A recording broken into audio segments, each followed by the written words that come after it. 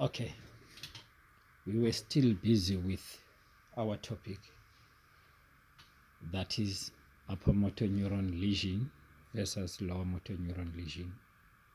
We got disturbed and then the video was cut while we were busy with the causes. Let's continue. As you can still see the structure of the brain, then we went to explain this oversimplified diagram of the upper motor neuron lesions versus lower motor neuron lesion.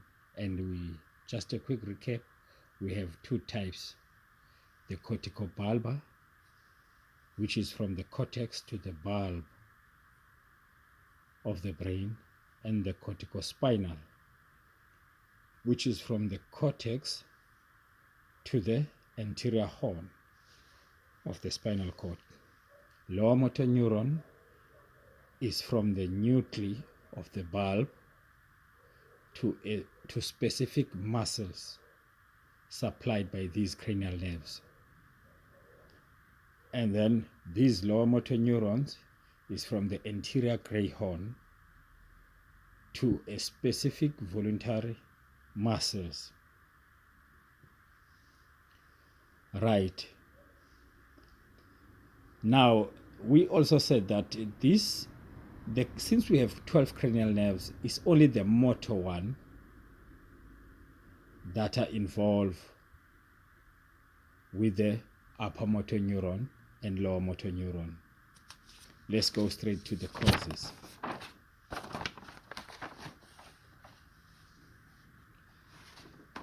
The causes of upper motor neuron lesion, the most common one, first thing that you will see in hospital is stroke.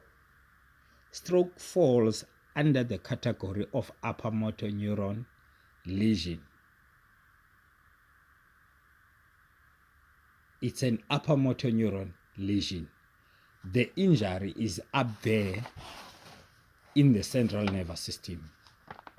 The injury is either in the cell body, axon, or the terminal bulb, but it must be in the central nervous system.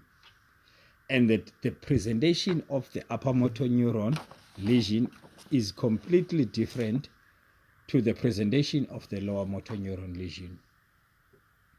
The second example is multiple sclerosis, which is the demyelination of axons of the upper motor neuron.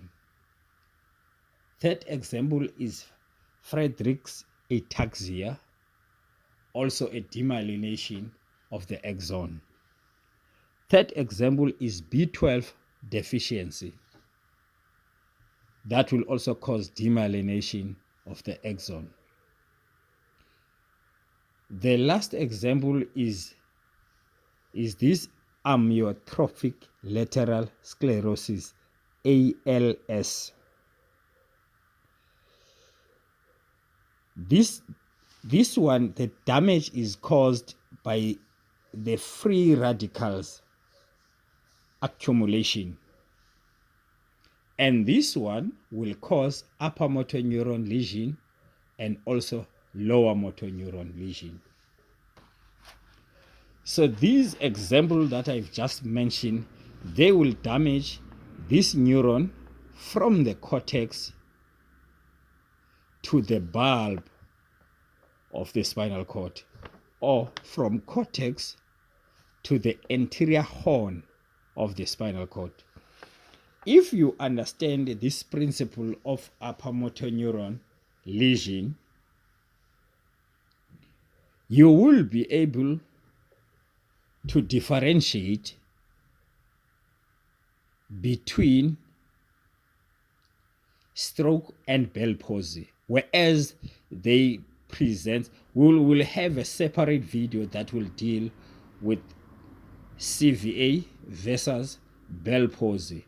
How will you differentiate if this person has got Bell palsy or this one has got CVA? The only thing that I can say for now is that Bell palsy is a lower motor neuron lesion, and CVA is an upper motor neuron lesion.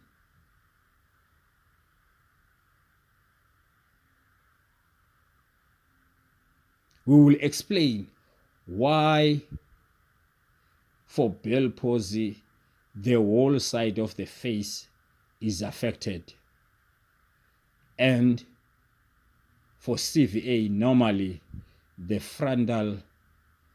forehead is spared. We will explain that. We'll have a separate video on that. But what we can say for now, one of them is upper motor neuron, one of them is lower motor neuron lesion. Okay, let's have a look at the causes of the lower motor neuron lesion. It's mainly viruses that will attack the lower motor neurons, causing lower motor neuron lesion. The example of that is poliomyelitis virus, but this one we don't see it. We hardly see it, but still there somewhere there deep in Africa, the people are still affected by poliomyelitis virus. It's a lower motor neuron. And we also have a West Nile virus, and also the Coda equina syndrome. The Coda equina syndrome, don't be confused with the Coda equina syndrome and think that the Coda equina syndrome is within the central nervous system. Remember, the spinal cord ends at an area around L1, L2, lumbar vertebra 1, 2, and 2. That's where the spinal cord ends. And below that, within the dural sac, below that, we have that Coda equina. Those are peripheral nerves, but they are still within the vertebral canal because the spinal cord ends right at L2. So any disc herniation below L2 will have a presentation of a lower motor neuron lesion because those are already peripheral nerves, not within the central nervous system. That's why we categorize Coda equina syndrome as part of the lower motor neuron lesion. It is a lower motor neuron lesion. Another example of lower motor neuron lesion is diabetic neuropathy. Diabetes neuropathy. Another one is botulism. As we also said that the ALS is affecting upper and lower motor neuron lesion. Is causing upper and lower motor neuron lesions. Okay, let's have a quick look on the presentation of these two lesions, upper motor neuron lesion versus lower motor neuron lesion. Okay, when it comes to mass, there is a muscle loss for upper motor neuron lesion, but nowhere near to the muscle loss compared to the lower motor neuron lesion. I will have a separate video where I will explain why there is that much differences. It will take a 30 to 40 minutes to explain all those presentations, but now we'll just mention the presentation. For the upper motor neuron lesion, there will be a 15 to 20% muscle loss, a mass loss due to a disuse, because now the brain cannot communicate to the muscles. So those muscles won't be used. So you will have a presentation of a disuse atrophy that will cost 15 to 20% muscle loss. You will obviously have muscle weakness, spasticity, and very important, if you work as a first line practitioner, you need to understand these things clearly so that you can do a quick referral to a public or private hospital. Because if during your neurological examination you find muscle loss, 15 to 20%, weakness, and when you test the reflexes there is hyperreflexia, when you check the Babinski sign, it's present.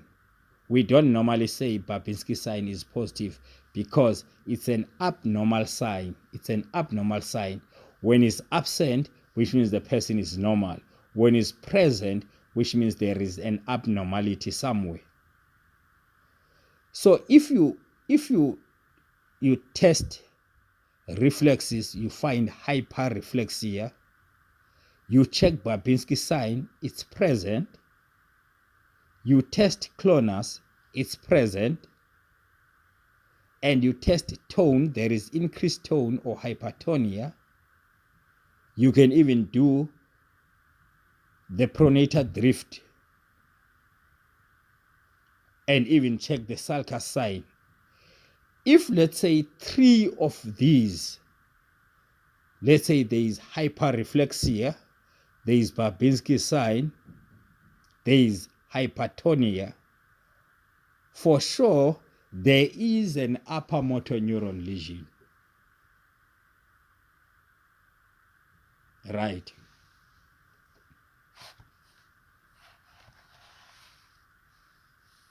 Okay.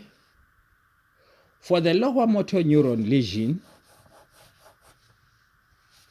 right, the muscle loss is 80 to 90% compared to the 15 to 20% of upper motor neuron lesion. Lower motor neuron lesion, you will see muscle wasting, obvious muscle wasting. You won't have to do muscle testing or anything. You can see with your naked eye. There will be 80% to 90% of muscle loss. The reason for that, I will explain when we take these tests, when we do reasoning around these tests, why these things are so. But what I can say for now, that atrophy is called de-innervation atrophy because the lower motor neuron is cut. The lower motor neuron is cut. And then there will be hyporeflexia. There will be absent Babinski sign, absent clonus, hyporeflexia, and hypotonia.